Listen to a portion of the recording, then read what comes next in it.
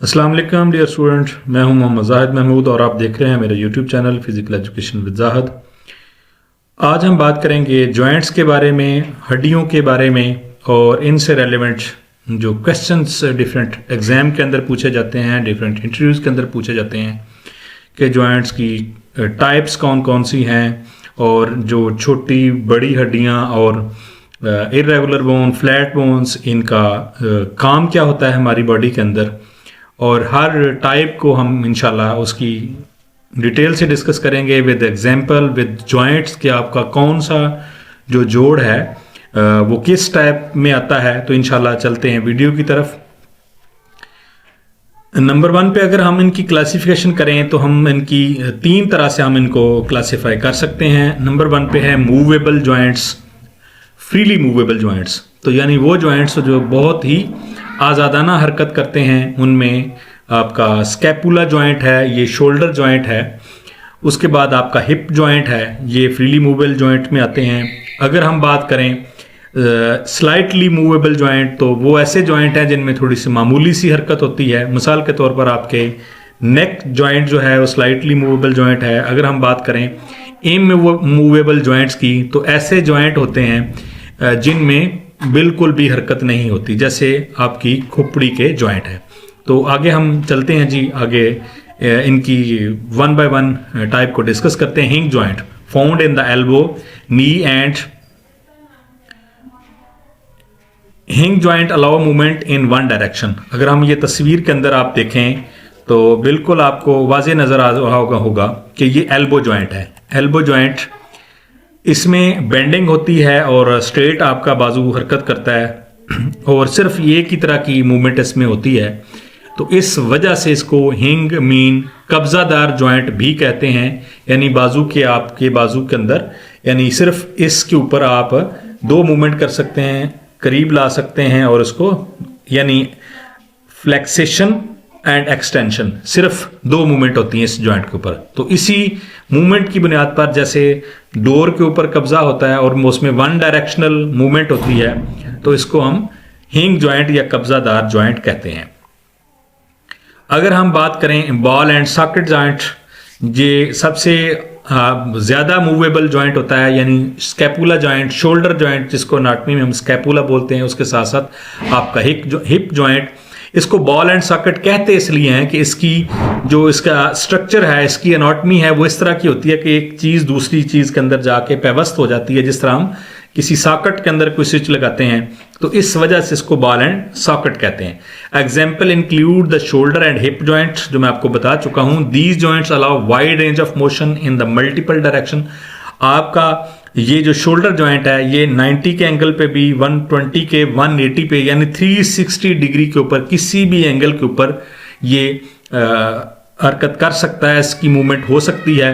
और multiple direction, इसमें क्या क्या होता है? फ्लेक्सेशन है, एक्सटेंशन है, अबडक्शन है, एडक्शन है, रोटेशन है। अब ये भी आप सुन लें कि रोटेशन तो आपका उसका घूमना है, ठीक है। फ्लेक्सेशन आपके मसल का इकट्ठा होना है, एक्सटेंशन बढ़ना है, और उसके साथ साथ अबडक्शन और एडक्शन। अबडक्शन मिड लाइन से किसी हिस्से का दूर जाना, बॉडी से, बॉडी की जो मिड लाइन है, ये जो पट्टी होती है आपकी शर्ट की, कमीज की, तो ये मिड लाइन है, इससे दूर जाना जो है वो अबडक्शन है। और इस मिड लाइन के करीब आने वाली कोई भी मूवमेंट जो शोल्डर की, वो एडक्शन में आती है। जहां पे ये सारी मूवमेंट हो, एडक्शन, अबडक्शन, रोटेशन, फ्लेक्सेशन, एक्सटेंशन, उसको अनाटमी की जुबान में हम सरकमडक्शन बोलते हैं। और ये सवाल अक्सर टेस्ट के अंदर आता है। ये शोल्डर जॉइंट जो आपको नजर आ रहा है, इसके अंदर कैविटी के अंदर मेम्ब्रेन होती है, जिसके अंदर सनोविया या सिनोवियल फ्लूइड होता है, जो कि जिसकी वजह से हम ये सारे के सारे जो हम जिनको डिस्कस कर रहे हैं, हिंग वैरायटी है, सैडल है, बॉल एंड सॉकेट है, ये सारे सिनोवियल जॉइंट की ही एक किस्म है। और इस सिनोविया या सिनोवियल जो फ्लूइड होता है, उसकी वजह से हम इनको सिनोवियल जॉइंट बोलते हैं। नेक्स्ट वन है जी pivot joint, located in the neck and proximal end of the radius and ulna in four arm.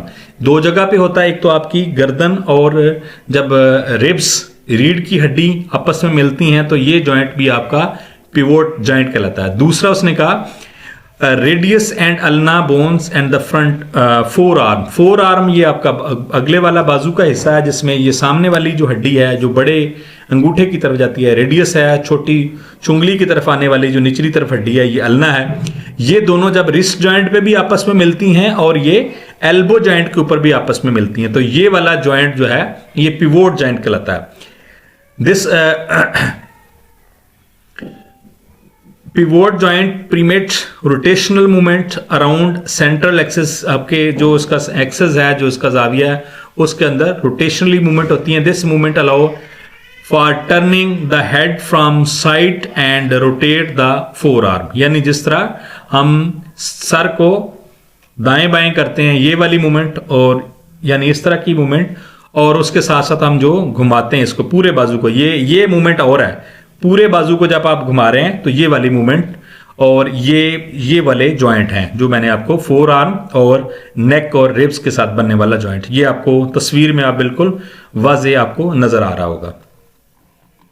अगर हम बात करें तो ग्लाइडिंग जॉइंट की, फाउंड इन द रिस्ट, जो आपकी रिस्ट में पाए जाते हैं, and ankle. Gliding joints enable bone to slide past one another in various direction. They contribute to the movement like side to side and back and forth. यानी हमारी अमूमन जो हड्डियों की लेंथ का फ़र्क हो सकता है, उनके नाम का फ़र्क हो सकता है, लेकिन जो हमारी एनाटॉमी एंड फिजियोलॉजी एक बाजू की है, सेम इसी तरह हमारी लेग की भी है। हम बात कर रहे हैं रिस्ट जॉइंट की, तो रिस्ट जॉइंट के अंदर यहाँ पे आपको कैमरे के अंदर नज़र आ रहा होगा कि एक ये मूवमेंट है, ठीक है, और एक ये मूवमेंट है, side and side, back and fourth, ये चार मूवमेंट्स हैं। तो ये सेम मूवमेंट आपके रिस्ट जॉइंट पे हैं, यही आपके एंकल जॉइंट के ऊपर है। पाँव को आप ऊपर नीचे कर सकते हैं और दाएं बाएं कर सकते हैं। ये आपको तस्वीर में बिल्कुल वाज़े नजर आ रहा होगा। Saddle joint, saddle joint, the only saddle joint in the human body is located at the base of the thumb के बेस के ऊपर, आपके अंगूठे के बेस के ऊपर। It allow a wide range of motion including flexion, extension, abduction, adduction and position, enable the thumbs to move in various direction and perform fine motor task. अब ये इसके अंदर आपको ये अगर आपको नजर आ रहा होगा तो इसमें एक्सटेंशन भी, फ्लेक्सेशन है, एक्सटेंशन है, ठीक है। आप इसको राइट एंड लेफ्ट भी कर सकते हैं, यानी मेन लाइन से अगर आप दूर जा रहे हैं तो ये एडक्शन है, अगर मेन लाइन के करीब आ रहे हैं तो ये एडक्शन है, ठीक है। एड से एडक्शन है, करीब आना। इसको याद करने के लिए आप इस तरह भी याद कर सकते हैं कि अगर हम किसी चीज को ऐड करते हैं तो वो पास आती है चीज। तो इसी तरह मिड लाइन के जो भी आर्गन कह लें, अज़ा कह लें, उंगली, अंगूठा, बाजू या टांग, तो वो अगर मिड लाइन के करीब आ रही है तो हम उसको एडक्शन बोलेंगे। अगर मिड लाइन से away from the mid line से दूर जा रही है तो उसको हम अबडक्शन बोलेंगे। सैडल जॉइंट्स, ये आपको नजर आ रही है जो थंब का भी मैंने आपको बताया। आगे है condyloid joints, similar to the ball and socket joints but with a more limited range of motion.